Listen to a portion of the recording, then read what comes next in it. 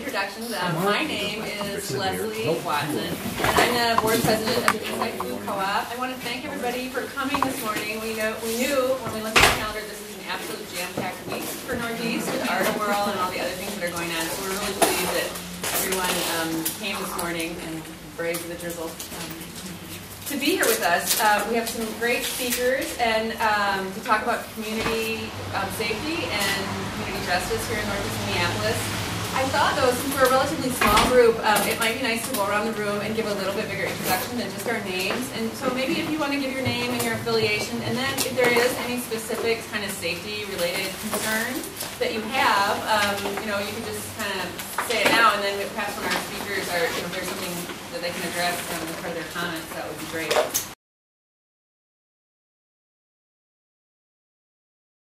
I'm Brian Schaefer. I'm the commander of the 2nd Precinct, and of course my job is, there's a number of things that I do, but as a commander of the precinct, I think it's most important that we're visible, that we hear what your issues are. We can't always guarantee we're going to fix those, and also to make sure that you understand that we can't fix everything. I see my job as building partnerships, establishing communication with public officials to ensure that the 2nd Precinct has what it needs as we move forward and to maintain what we have. So, thanks for having me. And I'm Barbara Mundus, I'm the Hennepin County Community Corrections. And as Blake said, our office is right down the street. We've been here for, I believe it'll be 4 years this summer already. But the office was only open 3. I officed out of my car and out of the precinct for the first year. Seriously. And I am also a Northeaster by birth. My grandpa's name was Oselski. Do I need to say more? And my step-grandfather was on the board of St. Mary's Restorative Church for years, so both sides of my family. And so the ability to open this office was huge for me, because for me it was like coming home. And so I've always been loyal to my job in the community, but I take probably a little bit more pride in what we do here in Northeast. Well, good morning. I'm Doug Jewett, PPL Industries. We're a nonprofit job training program. We work with the individuals that you're here to learn about, that you're a little concerned about. And I'll explain a little bit more about how we do about doing that.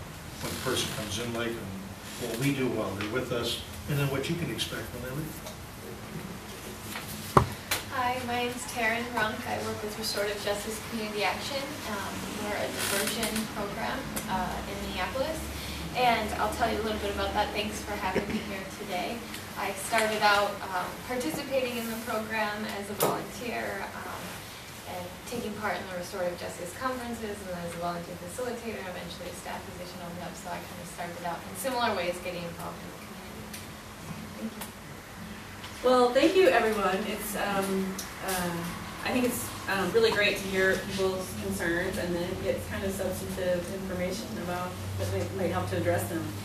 I have everybody in just an alphabetical order here. I don't know if it makes more sense to have Inspector Schaefer go first with a background on Northeast, and then kind of jump in. What we hope to do with these guests is to kind of give more dimension to our understanding of policy, because a lot of times we just kind of have our own insular concerns that maybe reach out 3 or 4 houses around ours, or maybe our businesses. But we thought it would be really interesting to hear about alternative approaches to justice, and to really hear about what happens to folks who go through the system and come out and are living in our community, which is why Barbara and Zara are here, because that's obviously their job. So that's kind of was our goal this morning, is to get a little bit broader view of issues of public safety in the community. So, Inspector Schaefer, if you want to give us the update, or the overview? Yeah, just an overview. And I think already, just around the table, from what I've heard, most of you kind of know what the concerns are for the East Side when it comes to crime. And we did it at our 2-pack annual meeting. It's basically, we have issues with larceny, which is theft, and that can be most of the time in the forms of things being taken out of your car, auto theft where your car is actually stolen, and burglary. That's where people break into your house and take stuff. Those are the top 3 crimes that we see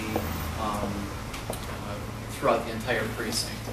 And when I hear about what Wade Park's doing and multi-pronged approach, and what Blaine said about, it's really, safety is really between your ears, because a lot of these crimes are preventable. Now, not 100% of the time, but again, not having valuables in sight in your car, having your car locked, locking your doors, some of those things are real basic. Could you still fall victim to this? Of course you can. But we know that if a lot of those things were prevented, our crime rates would be significantly lower. And we see this week after week after week, and we post bulletins and we do advisories and such, but that still continues to be an issue. And it's I think the perspective on the northeast or on the east side basically is that this is still a quaint, quiet, safe part of the city to live in, and it is. It's still by far the safest place of the city to live in. But that doesn't mean that as we see things change, we've seen the demographics change, just the changes on Central Avenue alone and the diversity and the things that are going on, things aren't what they used to be. And so if everybody just takes a few preventative steps, and I think Carol is your crime prevention specialist, and we really try and push block clubs.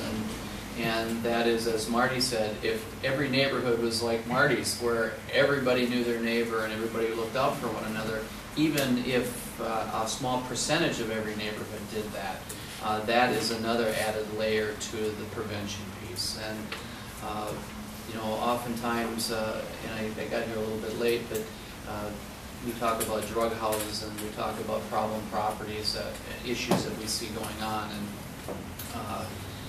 a lot of times people get very upset about that, and the first people they come to is the police to try and solve the problem, when actually a lot of the problem solving can be done right in the neighborhood, and not skirting our duties at all, but those are the kinds of things we're there to, in an ideal situation, we are there to help support the neighborhoods.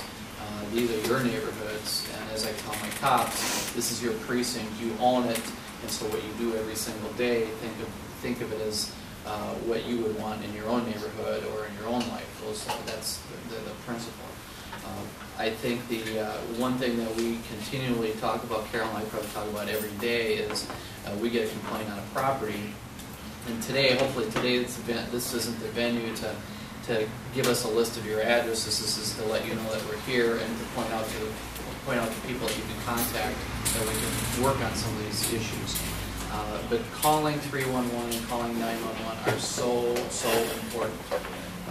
We need documentation to proceed. So the more times that you call when you see an issue, whether it's grass that's not being mowed or a place that's in disrepair, or a lot of foot traffic, or a lot of noise, or garbage, whatever, if you're not sure who to call 911. But if it's not something that is an immediate safety issue, the more documentation that we have when we go into the situation, the better. Because that will be the first question we're going to ask you.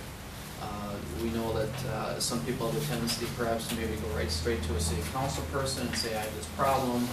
And they come to us and we say, we have no documentation and we have nothing to start from. So we really want to push that and tell your neighbors that as well. That was why the system was put into place. And Inspector, does a 311 call document?